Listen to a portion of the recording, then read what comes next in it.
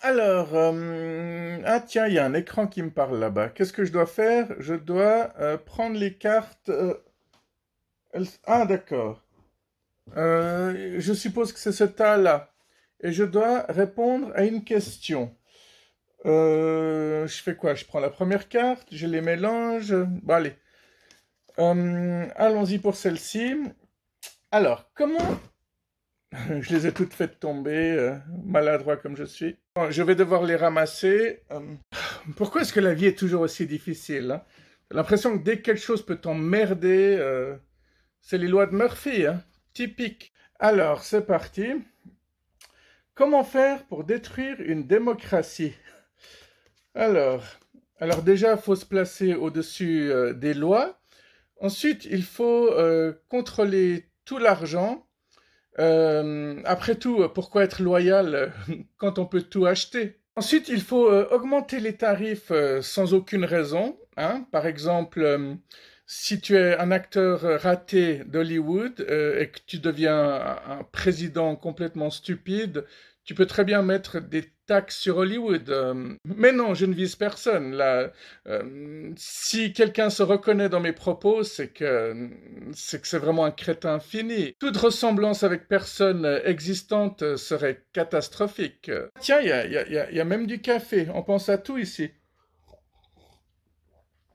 Alors, je disais donc, j'ai parlé de taxes. Ensuite, il faut faire taire les avocats. Il faut s'assurer de menacer la justice et de leur montrer que tu es plus puissant qu'eux. Ensuite, il faut tout simplement museler les universités,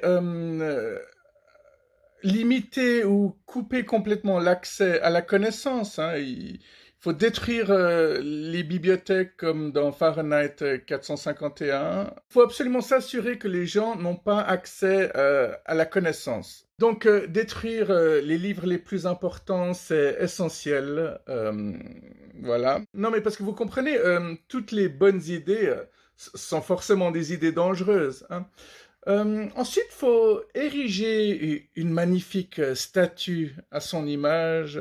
Bon, il ne faut pas qu'elle soit aussi réussie que la statue de Freddie Mercury à Montreux, parce que ça, c'est un chef-d'œuvre. Et puis, bah, le personnage était important, hein. C'était pas un clown, lui, n'est-ce pas? Non, Freddie Mercury, si on a fait une statue de lui, c'est pour l'honorer, hein. C'est parce que on a envie de se souvenir de lui. Si tu veux détruire une démocratie, là, faut forcer les gens à créer une statue de toi alors que tu es encore vivant. Et s'ils refusent, bah, tu utilises la méthode forte, hein, la violence, la peine de mort. Il faut absolument maintenir l'activité en ligne et puis avec quelques tarifs qui augmentent bien, bah, tu arrives à mettre tous les PDG à genoux. Après, il suffit de leur demander quelques petites faveurs, comme donner de l'argent pour la campagne électorale ou alors faire des donations, sans quoi ils seront immédiatement licenciés, de les virer, de les exécuter s'ils refusent nos petits caprices. Après tout, si tu veux détruire une démocratie, la moindre des choses, c'est que les autres te traitent comme un héros, hein. Et il y a un autre point extrêmement important, c'est de s'assurer de créer plein de petits problèmes, par-ci, par-là, et ensuite tu arrives comme un super héros, et tu fais croire que tu as la solution, que tu es le miracle, la personne qui a la solution, qui va sauver tout le monde. Oui, c'est exactement comme le pompier pyromane, oui. Il faut s'assurer que l'économie soit toujours dans la tourmente. Il faut aussi s'assurer que les gens soient suffisamment dans la souffrance pour qu'ils croient que tu es la seule personne qui puisse les aider, les soulager un peu d'un certain poids et régler le problème. En fait, c'est très important en fait de régler les problèmes que tu as toi-même créés.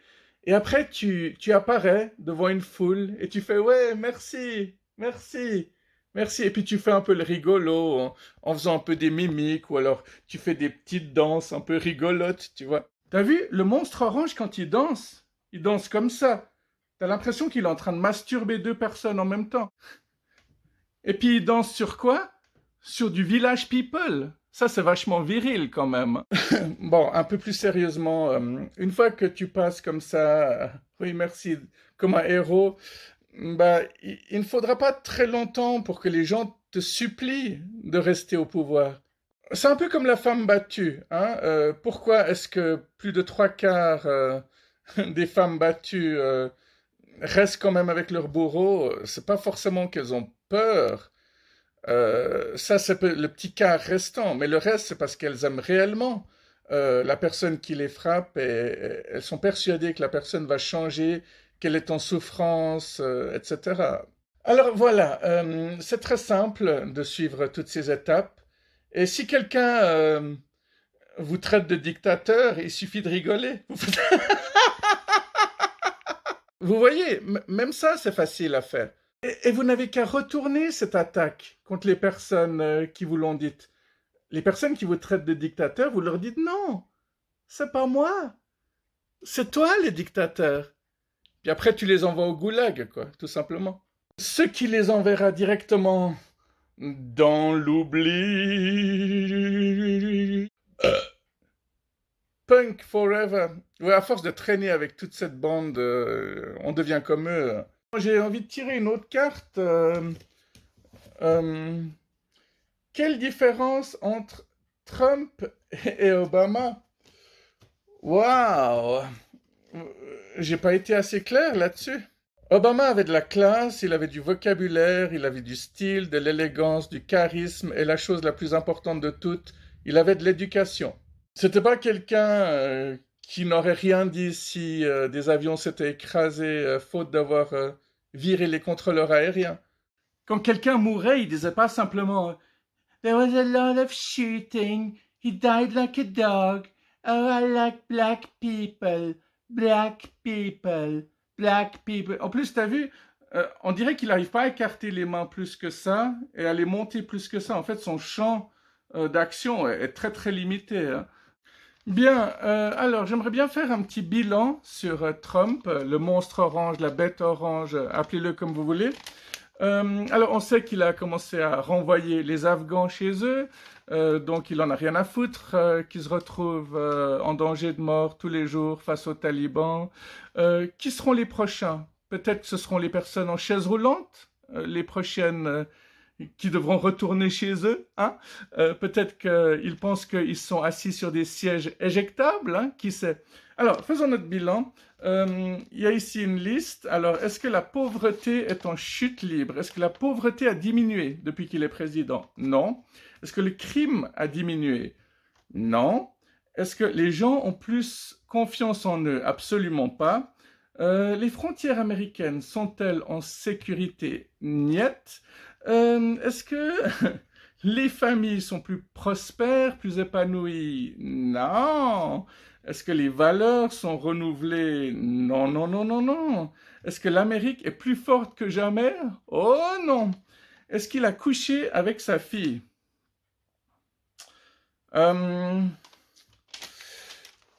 tout cas, lorsqu'on lui a demandé quel est le plus grand point commun entre vous et votre fille, il a répondu le sexe. À bon entendeur, salut. Après, tu te demandes pourquoi les listes d'Epstein, elles ont de la peine à arriver.